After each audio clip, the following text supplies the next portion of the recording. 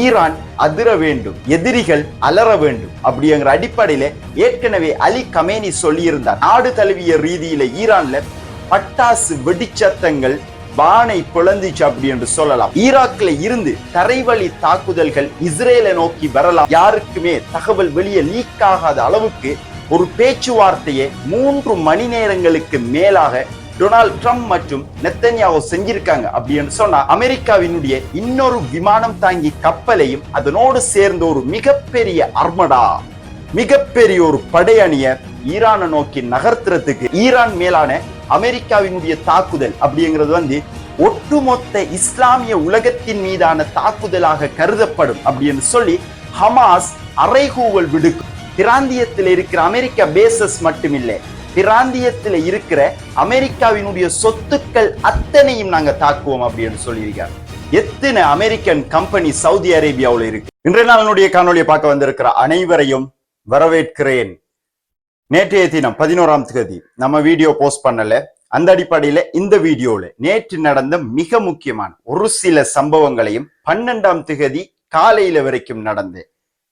காலையில வரைக்கும் இந்த யுத்தத்திற்கான அடுத்த கட்ட அறைகூவல்களை நெத்தன்யாஹூ அமெரிக்காவுக்கிட்ட போய் சொல்லியிருக்கார். அந்த அடிப்படையில இந்த வீடியோ மிக முக்கியமான பல தகவல்களை இப்ப நடந்து கொண்டிருக்கிற பரபரப்பான சூழ்நிலையின் மத்தியில நம்ம உங்களுக்காக கொண்டு வந்திருக்கோம். அந்த அடிப்படையில ஆரம்ப கட்ட தகவலாக என்ன அப்படின்னு சொல்லி பார்த்தோம்னா, கிழக்கு சிரியாவில் இருக்கிற அல் தான்ஃப் அப்படிங்கிற அமெரிக்காவினுடைய பேஸ்ல இருந்து அமெரிக்க வீரர்கள் வெளியிறங்கியிருக்காங்க. சுமார் கடந்த 12 ஆண்டு காலமாக இந்த அல் தான்ஃப் பேஸை வச்சுதான் பல முக்கியமான நடவடிக்கைகளை சிரியாவுக்குள்ளே அமெரிக்கா மேற்கொண்டிருந்தாங்க. ஆனா அமெரிக்க இராணுவங்களினுடைய வெளியேற்றம் அப்படிங்கிறது சிரியா மக்களால மட்டுமில்லை, பெரிய அளவுல மேற்கத்திய ஊடகங்களால பிரச்சாரம் செய்யப்பட்டு கொண்டு வருது. என்ன அப்படின்னு சொன்னா, பாத்தீங்களா, சிரியாவுக்குள்ள கவர்மெண்ட் ஒன்று வந்த உடனே அமெரிக்கா சிரியாவை விட்டு வெளியிறங்கிட்டாங்க அப்படிங்கிற தகவல்களை மட்டும்தான் இப்ப சொல்லி கொண்டு இருக்காங்க. ஆனா இதுல நடந்திருக்கிற உண்மையான விஷயம் என்ன அப்படின்னு சொன்னா,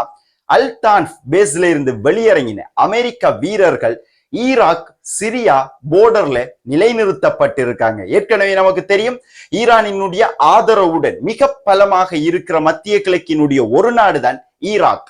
ஈராக்ல இருந்து தரைவழி தாக்குதல்கள் இஸ்ரேலை நோக்கி வரலாம் சிரியா ஊடாக அப்படிங்கிற அடிப்படையில சிரியாவை ஈரானினுடைய படைகள் கடக்க கூடாது அப்படிங்கிற அடிப்படையிலையும் ஈராக்குக்குள்ளே ஈரானிய படைகளுக்கு எதிரான ஒரு மிகப்பெரிய ஒரு யுத்தத்திற்கான தயார்படுத்தலுக்குமாகத்தான் இந்த அல் தான்ஃப் அப்படிங்கிற பேஸ்ல இருந்து அமெரிக்க வீரர்கள் ஈராக் நோக்கி நகர்த்தப்பட்டிருக்காங்க. அந்த அடிப்படையில அமெரிக்க வீரர்கள் உண்மையிலேயே சிரியாவை விட்டு வெளியிறங்கிட்டாங்களா அப்படின்னு சொல்லி பார்த்தோம்னா கிடையவே கிடையாது. அந்த பேஸ்ல இருந்து மட்டும்தான் வெளியிறங்கியிருக்காங்க. பட் அவங்க இப்ப ஈராக் சிரியா போர்டர்ல இருந்து கொண்டிருக்காங்க. ஈரானினுடைய இஸ்லாமிய புரட்சியினுடைய 47வது வெற்றி கொண்டாட்டம் நம்ம நேரத்தோடைய ஒரு வீடியோ ஒன்று போட்டிருந்தோம். ஈரான் அதிர வேண்டும், எதிரிகள் அலற வேண்டும் அப்படிங்கிற அடிப்படையில ஏற்கனவே அலி கமேனி சொல்லியிருந்தார். 47வது நமது இஸ்லாமிய புரட்சியின் வெற்றி கொண்டாட்டம் அப்படிங்கிறது நமது எதிரிகளை அலற விட வேண்டும் அப்படி என்று சொல்லியிருந்தார். அதுக்கேத்த மாதிரியே மிகப்பெரிய அளவுல ஈரான் முழுவதும் பல மில்லியன் கணக்கான மக்கள் ஒன்று கூடி எங்களுடைய கவர்மெண்டோட நாங்க இருக்கோம், என்னதான் பொருளாதார தடைகள் வந்தாலும், என்னதான் பொருளாதாரத்துல மிக பின்தங்கிய நிலைமையில ஈரான் இருந்தாலும் ஒரு பொழுதும் அமெரிக்காவுக்கு ஈரான் அடிபணியாது அப்படிங்கிறத அந்த நாடு முழு ஈரானும் சேர்ந்து உரக்க குரல் கொடுத்திருக்காங்க. இந்த வெற்றி திருவிழாவில் மிக முக்கியமான பல சாகச நிகழ்வுகள் எல்லாம் இடம்பெற்றிருக்கு. அந்த அடிப்படையில ஈரானினுடைய ஹெலிகாப்டர்ல இருந்து பராட்ரூப்பர்ஸ் படையினர், அதாவது பரஷூட் படையினர் எப்படி ஒரு யுத்த களத்துல ஹெலிகாப்டர்ல இருந்து படை வீரர்கள் கீழே இறங்குவாங்களோ பரஷூட்டூடாக, அப்படி சாகச நிகழ்வுகளை IRGC செஞ்சிருக்காங்க. அது மட்டும் இல்லாம மிசைல்களை தெஹரான்ல இருக்கிற அசாதி சதுக்கத்துல ஈரான் அவர்களினுடைய புதிய மிசைல்களையும் வெளியிட்டு இருக்காங்க. அந்த சதுக்கத்துல மட்டுமே கிட்டத்தட்ட 1 மில்லியனுக்கு அதிகமான மக்கள் ஒன்று கூடியிருக்காங்க. நாடு தழுவிய ரீதியில ஈரான்ல பட்டாசு வெடிச்சத்தங்கள் வானை பிளந்துச்சு அப்படி என்று சொல்லலாம். அந்த அடிப்படையில ஈரான்ல இவ்வாறான வெற்றி கொண்டாட்டங்கள் அலி கமேனியினுடைய திட்டத்தின் அடிப்படையில ஒரு புறமாக நடந்து கொண்டு வரக்குள்ள, இன்னொரு புறமாக இஸ்ரேல் அவங்களுடைய வேலையை பெர்ஃபெக்டா செஞ்சு கொண்டு இருக்காங்க. நம்ம எல்லா வீடியோலையும் நான் நினைக்கிறேன் நம்ம சொல்லி கொண்டு வரோம். அதாவது ஈரானுக்கும் அமெரிக்காவுக்கும் எந்த ஒரு டீலும் வந்துவிடக் கூடாது. அப்படி ஒரு டீல் வந்துச்சு அப்படின்னு சொன்னா அது இஸ்ரேலை பாதிக்கும், நிச்சயமாக அது இஸ்ரேலை பாதிக்கும். ஆகவே இந்த பேச்சுவார்த்தையை கம்ப்ளீட்டா கொலாப்ஸ் பண்ணணும் அப்படின்னு சொன்னா என்ன செய்யலாம் அப்படின்னு சொல்லி யோசிச்சு கொண்டிருந்த இஸ்ரேல் பார்த்து கொண்டிருந்தாங்க. இந்த பேச்சுவார்த்தை ஏதோ ஒரு டீலை நோக்கி நகர்ந்து கொண்டிருக்கு, ஏதோ ஒரு ஒப்பந்தத்தை நோக்கி நகர்ந்து கொண்டிருக்கு அப்படிங்கிறத பெர்ஃபெக்டா கணிச்ச இஸ்ரேல் திடீர்னா மாதிரி இஸ்ரேலினுடைய பிரதமர் பெஞ்சமின் நெத்தன்யாஹூ ஷெட்யூல்லேயே இல்லாத ஒரு பயணத்தை அமெரிக்காவுக்கு மேற்கொண்டிருந்தார்.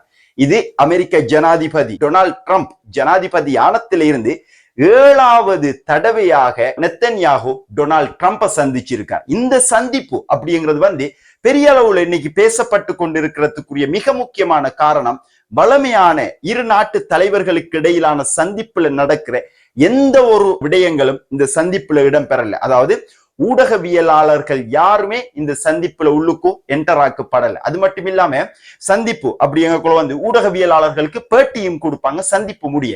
அந்த பேட்டியையும் இந்த சந்திப்புல மொத்தமாக ரத்து செஞ்சிருக்காங்க, இல்லாம ஆக்கியிருக்காங்க. அப்படின்னு சொல்லக்கொள்ள இது ஒரு ரகசிய சந்திப்பாகத்தான் இருந்திருக்கு அப்படின்னு சொல்லலாம். அந்த அடிப்படையில இவ்வாறு இந்த ஊடகங்களே வெறாம ஆக்கி யாருக்குமே தகவல் வெளியே லீக் ஆகாத அளவுக்கு ஒரு பேச்சுவார்த்தையை 3 மணி நேரங்களுக்கு மேலாக டொனால்ட் ட்ரம்ப் மற்றும் நெத்தன்யாஹூ செஞ்சிருக்காங்க அப்படின்னு சொன்னா நிச்சயமாக ஈரானுக்கு எதிரான தாக்குதலினுடைய இறுதி வரைவுகளை அவங்க தயார் செஞ்சிருக்காங்க. அந்த அடிப்படையில் டொனால்ட் ட்ரம்ப் என்ன சொல்லியிருக்காரு அப்படின்னு சொன்ன இந்த பேச்சுவார்த்தை சம்பந்தம் அவருடைய ட்ரத் சோசியல் மீடியாவுல இந்த பேச்சுவார்த்தையில எந்த தீர்க்கமான முடிவுகளையும் நாங்க எடுக்கல. அது மட்டும் இல்லாம ஈரானுடனான ஒரு பேச்சுவார்த்தை ஊடாக ஒரு ஒப்பந்தத்துக்கு நாம முன்னோக்கி நகர்ந்து கொள்ள வேண்டியது நமது கட்டாயமான கடமையா இருக்கு அப்படின்னு சொல்லி பெஞ்சமின் நெத்தன்யாஹூவுக்கு நான் வலியுறுத்தினேனே தவிர வேற பெரிய ஒன்றும் இந்த பேச்சுவார்த்தையில நடக்கல அப்படின்னு சொல்லி டொனால்ட் ட்ரம்ப் சொல்லியிருக்கார். ஓகே, அப்ப எதுக்காக எந்த ஒரு மீடியாஸ்களும் உள்ள அலௌட் பண்ணப்படல? எதுக்காக இந்த சந்திப்பு மிக மிக மிக ரகசியமான ஒரு சந்திப்பாக அமெரிக்காவில் இடம்பெற்றுச்சு அப்படிங்கிற பல கேள்விகளை நாம மட்டும் முன்வைக்கல. அமெரிக்காவினுடைய வால் ஸ்ட்ரீட் ஜேர்னலா இருக்கலாம், அதே போன்று நியூயார்க் டைம்ஸா இருக்கலாம், நியூயார்க் போஸ்டா இருக்கலாம், வாஷிங்டன் போஸ்டா இருக்கலாம், அமெரிக்காவினுடைய மிக முக்கியமான பத்திரிகைகள் இந்த கேள்விகளை இப்ப இந்த சந்திப்பை நோக்கி முன்வச்சு கொண்டிருக்காங்க. இந்த சந்திப்பு முடிய உடனடியாக பென்டகன் ஜார்ஜ் புஷ் அப்படிங்கிற அமெரிக்காவினுடைய இன்னொரு விமானம் தாங்கி கப்பலையும் அதனோடு சேர்ந்த ஒரு மிகப்பெரிய அர்மடா, மிகப்பெரிய ஒரு படையணிய ஈரானை நோக்கி நகர்த்துறதுக்கு திட்டமிட்டு இருக்காங்க. இது சம்பந்தப்பட்ட உத்தியோகபூர்வ முடிவுகளை இந்த வீடியோ நம்ம பேசும் வரைக்கும் டொனால்ட் ட்ரம்ப் இன்னும் அறிவிக்கல. பட் வரும் மணி நேரங்கள்ல இது உறுதி செய்யப்பட்ட தகவலாக இருக்கும் அப்படின்னு சொல்லி WSJ இந்த தகவலை வெளியிட்டு இருக்காங்க. இந்த கப்பல் குழு ஈரானை நோக்கி நகர்த்தப்படுவதற்கு பென்டகன் அனுமதி வழங்க போறாங்க அப்படிங்கிற தகவல் ஈரானுக்கு கிடைச்ச உடனே இந்த போர் கப்பலை பென்டகன் அனுப்புறாங்க அப்படின்னு சொன்னா, இந்த கப்பல் படைக்குழு அனுப்புறாங்க அப்படின்னு சொன்னா நிச்சயமாக அமெரிக்கா யுத்தத்துக்கு தயாராகிட்டாங்க, ஈரானுக்கு அடிக்கிறதுக்கு ரெடி ஆயிட்டாங்க அப்படிங்கிறத கணிச்ச ஈரான் சொல்லியிருக்காங்க. என்ன அப்படின்னு சொன்னா, இப்ப நீங்க அனுப்புற இந்த கப்பல் படைக்குழு இருக்குதானே, இது நமது ராஜதந்திர உறவுகள் ரீதியான இப்ப போய்கொண்டிருக்கிற பேச்சுவார்த்தையும் சேர்த்து அனைத்தையும் முறிக்கக்கூடிய விடயமாக இருக்கு. அது மட்டும் இல்லாம ஈரான் உறுதியாக சொல்லி இருக்காங்க, அமெரிக்கா ஒரு யுத்தத்தை நோக்கி நகர்ந்து கொண்டிருக்காங்க. ஜார்ஜ் புஷ் அப்படிங்கிற போர்க்கப்பலும் அதனுடைய படைகளும் பாரத்துக்கு இருக்காங்க அப்படிங்கிற தகவல் கிடைச்ச உடனே அமெரிக்காவினுடைய ஜனாதிபதியை நெத்தன்யாஹூ சந்திச்சிருக்கார் அப்படிங்கிற தகவல் கிடைச்ச உடனே எண்ணெய், மசகு எண்ணெயினுடைய விலை உடனடியாக அப்படிங்கிறதுக்குள்ள 3% அதிகரிச்சிருக்கு. மசகு எண்ணெய் ஒரு பீப்பாயின் விலை இப்ப $70 அதிகரிச்சிருக்கு. அது மட்டும் இல்லாம இப்படி ஒரு யுத்தம் நடக்கும் அப்படின்னு சொன்னா இது இன்னும் பல மடங்கு அதிகரிக்கும்.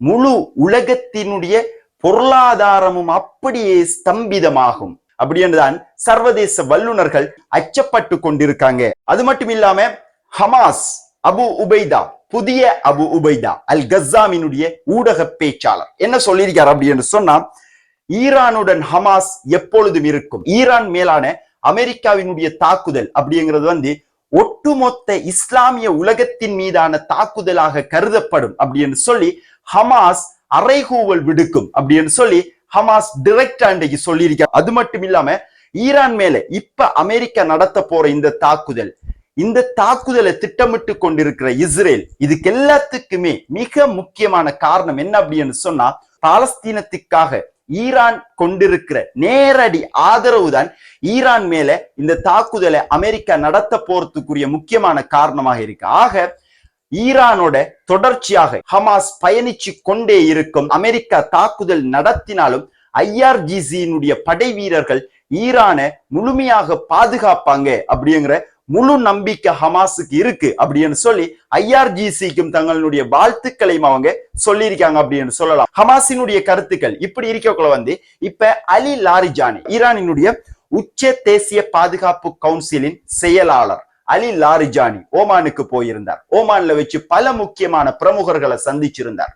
ஓமான்ல இருந்து அப்படியே அலி லாரிஜானி கத்தாருக்கு டைரக்டா ஹமாஸினுடைய முடிவெடுக்கிற தலைவர்களை சந்திச்சிருக்கார். அடுத்த கட்டம் ஹமாஸினுடைய செயற்பாடுகள் எப்படி இருக்கணும் அப்படிங்கிற ஒரு அட்டாக்கிங் மோட்ல இப்ப ஈரானும் ஹமாஸும் கலந்துரையாடல் செஞ்சிருக்காங்க அப்படின்னு சொல்லலாம். ஏன் அட்டாக்கிங் மோட் அப்படின்னு சொன்னா நேரத்தோட இப்ப யுத்த நிறுத்தம் இப்ப போய்கொண்டு இருக்கு. ஹமாஸ் எந்த ஒரு தாக்குதல்களையுமே இஸ்ரேல் யுத்த நிறுத்தங்களை மீறினாலும் பண்ணல. ஆனா இந்த பேச்சுவார்த்தையின் பின்னர் ஈரான் முழுமையான ஆதரவை தொடர்ச்சியாக ஹமாஸுக்கு வழங்கி கொண்டிருக்கும் அப்படிங்கிறத பப்ளிக்கா ஈரானினுடைய அலி லாரிஜானி சொல்லியிருக்கார். அது மட்டும் இல்லாம இனி ஆக்கிரமிப்பு நடவடிக்கைகளுக்கு எதிராக ஹமாஸினுடைய வீரியமான தாக்குதல்களும் வரும் காலங்களில் எதிர்பார்க்கப்படுகிறது. அந்த அடிப்படையில இந்த சந்திப்புகள் இந்த நிகழ்வுகள் எல்லாம் நமக்கு எதை குறிப்பிடுது அப்படின்னு சொன்னா ஈரான் மேல தாக்குதல் நடந்தால் ஹமாஸும் மாறி அடிக்க போறாங்க, ஹிஸ்புல்லாக்களும் மாறி அடிக்க போறாங்க. அதே போன்று ஈராக்குக்குள்ள இருக்கிற படைக்குழுக்களும் மாறி அடிக்க போறாங்க. அதே போன்று செங்கடலை ஹவுத்திகள் பிளாக் பண்ண போறாங்க, அவங்களும் மாறி மிசைல் அடிக்க போறாங்க. நிச்சயமாக இது பிராந்திய யுத்தமாக மாறுவதற்குரிய சகல ஏற்பாடுகளும் நடந்து கொண்டிருக்கு. அது மட்டும் இல்லாம ஈரானினுடைய வெளிவிவகாரத்துறை அமைச்சர் அப்பாஸ் ஆராய்ச்சி தொடர்ச்சியாக ஈரான் சொல்லி கொண்டிருக்காங்க. என்ன அப்படின்னு சொன்னா அமெரிக்கா பேசஸ்களை தாக்குவோம் அப்படின்னு தான் வளமையா சொல்லி கொண்டிருந்தாங்க. அதைத்தான் இன்னைக்கும் அவர் சொல்லியிருக்கார், அமெரிக்கா பேசஸை தாக்குவோம். ஆனா அதோட சேர்ந்து இன்னொரு முக்கியமான வசனத்தை அப்பாஸ் ஆராய்ச்சி பயன்படுத்தியிருக்கார். என்ன அப்படின்னு சொன்னா பிராந்தியத்தில் இருக்கிற அமெரிக்கா பேசஸ் மட்டும் இல்லை, பிராந்தியத்தில் இருக்கிற அமெரிக்காவினுடைய சொத்துக்கள் அத்தனையும் நாங்க தாக்குவோம் அப்படின்னு சொல்லியிருக்கார். எத்தனை அமெரிக்கன் கம்பெனி சவுதி அரேபியாவில் இருக்கு, எத்தனை அமெரிக்கன் கம்பெனி கத்தார்ல இருக்கு, எத்தனை அமெரிக்கன் கம்பெனிஸ் யுனைடெட் அரப் எமிரேட்ஸ்ல இருக்கு, மொத்த அரபு நாடுகள்லையும் எத்தனை அமெரிக்கன் கம்பெனிஸ் இருக்கு, எத்தனை அமெரிக்க சொத்துக்கள் இருக்கு, அத்தனையும் தாக்குவோம் அப்படின்னு சொல்லி ஈரான் சொல்லியிருக்காங்க. இன்றைக்கு சொல்லியிருக்காங்க. இதை மட்டும் தான் சொல்லியிருக்காரு அப்படின்னு சொல்லி பார்த்த வேண்டாம். இல்ல, இதை தொடர்ந்து சொல்றாரு. என்ன அப்படின்னு சொன்னா யுத்தத்தை நான் விரும்ப மாட்டேன் அவர் சொல்றாரு. என்னடா அவர் ஒரு அரசியல்வாதி, ஒரு பொலிட்டீசியன், அவர் ஒரு ராஜதந்திரி. அவர் சொல்றார், நான் ஒரு ராஜதந்திரி, நான் ஒரு பேச்சுவார்த்தையை தான் நான் விரும்புறேன், ஆனா யுத்தத்திற்கு முழுமையாக நாங்க தயாரா இருக்கோம் அப்படிங்கறத தான் அப்பாஸ் ஆராய்ச்சி சொல்லியிருக்கார் அப்படின்னு அப்பாஸ் ஆராய்ச்சியினுடைய கருத்து இவ்வாறு இருக்கோல கடந்த 12 நாள் யுத்தத்துல ஈரானுக்கிட்ட இருந்த மிகப்பெரிய வீக்னஸ் ஏர் போர்சஸ், வான்படை, ஒழுங்கான விமானங்கள் ஈரானுக்கிட்ட இல்லை. ஏனென்றா விமானங்கள் அனுப்பி எதிரி நாட்டுக்கு தாக்குதல் செய்யறதை விட நாட்டுக்குள்ள வார விமானங்களுக்கு எதிரான தாக்குதல்களுக்கு ஈரானுக்கிட்ட கட்டாயம் ஒரு விமானப்படை இருக்கணும், அது ஸ்ட்ராங்கா இருக்கணும், நல்ல விமானங்களாக இருக்கணும். இன்னைக்கு சைனா உத்தியோகபூர்வமாக அறிவிச்சிருக்காங்க J-20 ரக மேம்பட்ட ஃபைட்டர் ஜெட்களை ஈரானுக்கு நாங்க வழங்க போறோம் அப்படின்னு சொல்லி உத்தியோகபூர்வமாக அறிவிச்சிருக்காங்க. இந்த விமானங்கள் வெகு விரைவில் இன்னைக்கு நாளைக்கு ஈரானுக்கு சென்றடையும் அப்படிங்கிற பிளான் சைனா இந்த அறிக்கையை வெளியிட்டு இருக்கிறது. டைரக்டா சைனா ஈரானுக்கு தங்களுடைய ஆயுதங்கள், அதாவது மேம்பட்ட விமானங்களையே ஈரானுக்கு கொடுக்காங்க அப்படின்னு சொன்னா மேக்சிமம் சைனா ஈரானுக்கு சப்போர்ட் பண்ணி கொண்டிருக்காங்க. அவர்களுடைய சேட்டலைட் தொழில்நுட்ப உதவிகளூடாகவும் அதே போன்று மேம்பட்ட ஆயுதங்களூடாகவும் ஈரானுக்கு சைனா அவர்களுடைய ஆதரவை தொடர்ச்சியாக வழங்கி கொண்டிருக்காங்க. அதுக்குரிய காரணங்கள் என்ன அப்படிங்கிறத பழைய வீடியோக்களை நம்ம பார்த்திருந்தோம். ஈரான் வீழ்த்தப்பட்டால் ரஷ்யாவும் சைனாவும் வீழ்த்தப்படும். அந்த அடிப்படையில இன்னைக்கு மிக பரபரப்பான சம்பவங்கள் இன்னைக்கு இரவு மட்டுமே நடந்திருக்கு. இது இதன் பின்னர் நடக்கிற சம்பவம் எல்லாத்தையுமே எடுத்து இன்னைக்கு இரவைக்கு நாம போஸ்ட் பண்ற வீடியோல நம்ம சந்திக்கலாம். அந்த அடிப்படையில இந்த வீடியோ சம்பந்தப்பட்ட உங்களுடைய கருத்துக்கள் எப்படி இருக்கு அப்படின்னு கீழே கமெண்ட் செக்ஷன்ல பதிவிடுங்க. அது மட்டும் இல்லாம இந்த வீடியோ பிடிச்சிருந்தா ஷேர் பண்ணி விடுங்க அப்படின்னு சொல்லி கேட்டுக்கொண்டு இதுவரைக்கும் உங்களுடைய முக்கியமான நேரங்களை ஒதுக்கி நம்மளுடைய வீடியோ பார்த்ததுக்கு மிக்க நன்றி.